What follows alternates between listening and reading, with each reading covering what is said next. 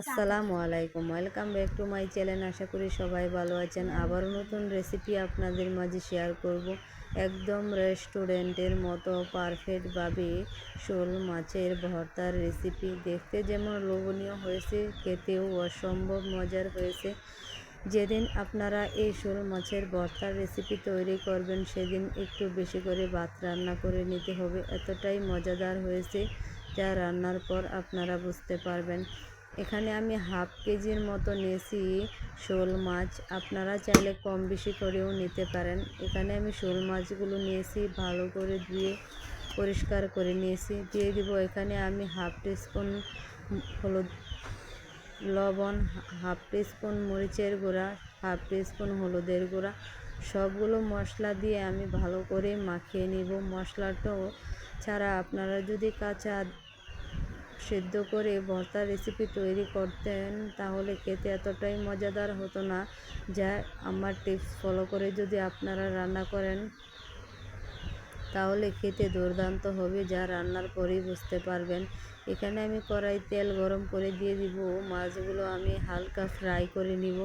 বেশি শক্ত করে ভাজা যাবে না, হালকা ফ্রাই করবেন, যাতে ওপরে কাঁচা অংশ, যে কাঁচা গন্ধটা থাকে, সেই গন্ধটা যাতে না থাকে, তার জন্য ফ্রাই করা দরকার। আপনারা অবশ্যই ফ্রাই করে যদি ভর্তাটা তৈরি করেন, তাহলে খেতে এতটাই লোভনীয় হয়েছে, যা মুখে লেগে থাকবে। দ্বিতীয়বার রান্নার পর আপনারা আবার রান্না করে নেবেন। এই ভর্তাটা তৈরি করার পর টেবিলে যখন রাখবেন, তখন আর দ্বিতীয়বার আপনি যাই এই ভর্তাটা পাবেন না। এতটাই মজাদার হয়েছে। এবং এখানে আমি 7 থেকে 8টা কাঁচামরিচ দিয়েছি, আর 2টা পেঁয়াজ কুচি করে দিয়েছি। এখানে আমি মাছের সাথে হালকা ফ্রাই করে নিব কাঁচামরিচ আর পেঁয়াজগুলো। আপনারা যদি কাঁচামরিচ আপনারা ঝাল বুঝে আপনারা কাঁচামরিচ অ্যাড করবেন। এখানে আমি আমার মতো ঝাল অ্যাড করেছি। এতটাই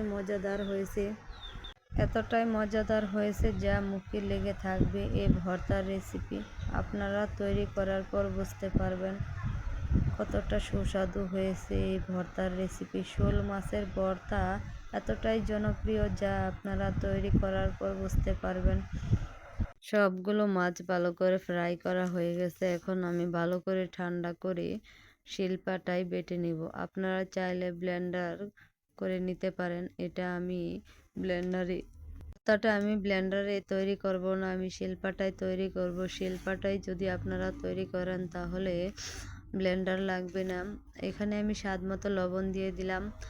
আপনারা লবণের টেস্ট বুঝে লবণটা অ্যাড করবেন। এখানে আমি আগে মাছগুলো ফ্রাই করার সময় লবণ অ্যাড করেছি। দেখুন আমি শিলপাটায় কতটা মিহিভাবে বেটে নিয়েছি। এতটাই মিহি করেছি, যা কাটা মুখে কোনো রকম লাগবে না। একদম কাটাও আমি ফ্রেশ করে বেটে নিয়েছি। এই ভর্তাটা যদি আপনারা গরম ভাতের সাথে খান, তাহলে খেতে দুর্দান্ত হবে। যেদিন এই ভর্তাটা রান্না করবেন, সেদিন একটু বেশি করে ভাত রান্না করতে হবে। আমি সবগুলো ভর্তা একটি গোলাকারে শেপ করে দিয়ে দিলাম। যারা খেতে চান, তারা অবশ্যই এই রেসিপিটা ফলো করে একবার হলো ট্রাই করে দেখবেন। আর আপনাদের ভর্তাটা কেমন হয়েছে আমাকে অবশ্যই কমেন্ট করে জানাবেন। আমার চ্যানেলে যারা নতুন আছেন, তারা অবশ্যই সাবস্ক্রাইব করে বেল বাটনটি অন করে দেবেন।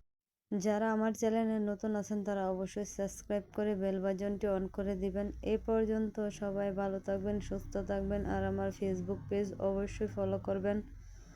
আশা করি সবাই আমার রেসিপিটা শেষ পর্যন্ত দেখবেন। এ পর্যন্ত আল্লাহ হাফেজ।